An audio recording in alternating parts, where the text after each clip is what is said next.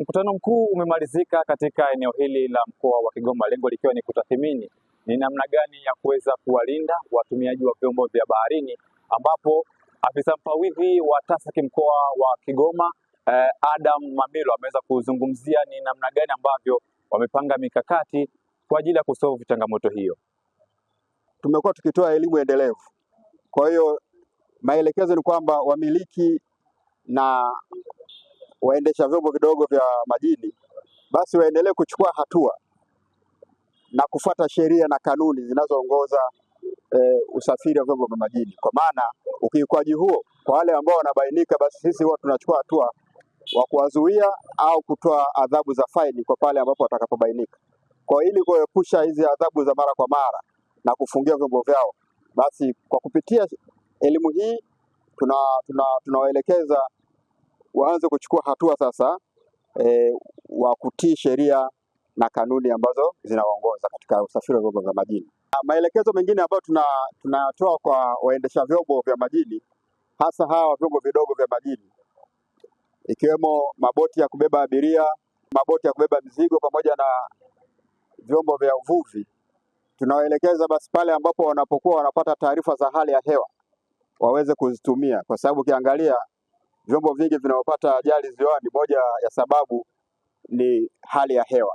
Kwa hiyo pale ambapo wanapopata taarifa za hali ya hewa waweze kuzitumia ipasavyo na hatimaye waweze kuepusha hizo ajali zinazoweza kusababishwa na hali ya hewa inapokuwa mbaya. Baadhi ya wadau ambao wameweza kushiriki katika mkutano huu wameeleza namna ambavyo elimu hii wataweza kuitumia na kuweza kwenda kutoa kwa watu ambao hawajaweza kufika maeneo haya. Naitwa Isa Mustafa Musa, mwenyekiti wa manahodha na mabaharia mkoa wa Kigoma, Katavi na Rukwa.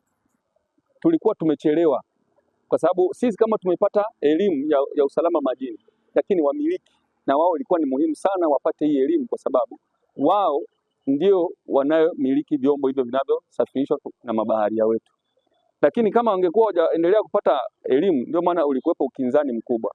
Anapokuwa baharia amezungumzia swala la usalama na vifaa vya uokozi, anakuwa hasikiki kwa sababu mmiliki anakuwa na tabia zile zile za kizamani ambazo walikuwa wanafanya kazi kwa kutumia boya zile za asili, kwa sababu zipo boya za asili zile za kutumia dumu zile za kuunganisha.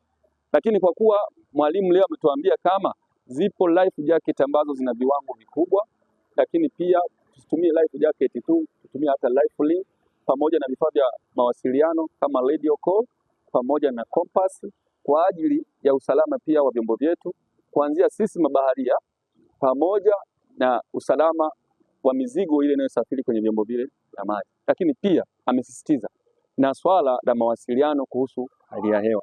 Kwa hiyo nafikiri jambo hili sote ambao tumehudhuria siku hii ya leo tutakuwa walimu na tutawafikishia pia wale wote ambao ni wadau muhimu sana kwenye swala la usafirishaji njia ya maji. Nafikiri jambo hili haliwezi kujirudia kuhusiana na swala la ajali katika ziwa letu. Kwa majina anaitwa Musa Hamisi Isa, ni mmiliki wa vyombo vya majini ambaye ni maboti. Swala la mawasiliano ni swala nyeti sana na ni swala muhimu sana, na ndio maana mimi kama mmiliki niliona kwanza kabisa lile swala la mawasiliano liwe muhimu. Ndani ya wiki moja kabla hapa tumepoteza takriban kama boti 2, lakini shida kubwa iliyopelekea hadi wale manahodha ambao walikuwa ndani ya yale maboti kupoteza maisha, tulikuja kugundua kwamba ni mawasiliano. Wakati walivyotoka eneo la Sibwesa pale ambaye hakuna mawasiliano, walielekea sehemu ya hifadhi, sehemu moja inaitwa Rubugwe pale. Baada ya kufika Rubugwe waliondoka bila kuwa na mawasiliano, kujua kama waliondoka hawajaondoka. Pindi walipopata dharuba ile ya upepo walipozama, watu wakiwa wanajua kwamba hao watu bado hawajatoka, bado angali Rubugwe pale. Kumbe walikuwa wameshatoka zaidi ya siku 4 wapo majini. Anakuja kuogotwa mtu ameshakuwa takriban na siku 5 ambaye ni mzima. Tukaja kukuta kwamba ni mawasiliano ndio ambaye aliusababisha wale mabana kupelekea kupoteza maisha. Na ndio maana nikasema kwamba kungepatikana uwezekano wa mawasiliano kutuwekea, manake na imani haya yote haya yasingekuwa yanajitokeza hapa katikati. Kwa majina anaitwa Kashindi Adamu Ernest, ni mwenyekiti wa umoja wa wamiliki na wasafirishaji wa maboti Kigoma, kifupi tunaitwa UWAMATA. Ushauri wangu kwa sisi wadau kama mwenyekiti ni utii wa sheria bila shuruti, lakini pia ombi kwa serikali ni kutujengea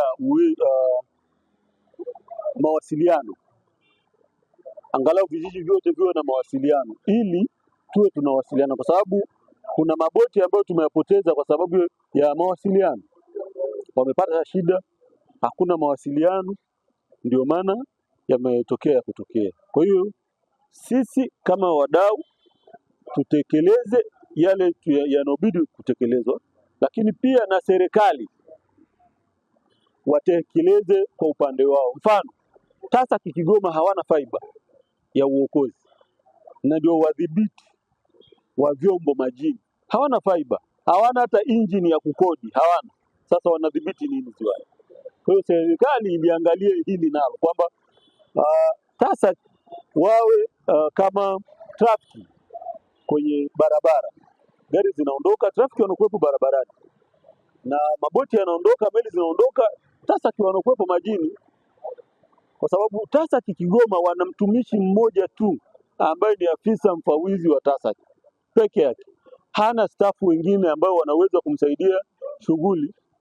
Kwa hiyo hili nalo serikali pia na wao waliangalia.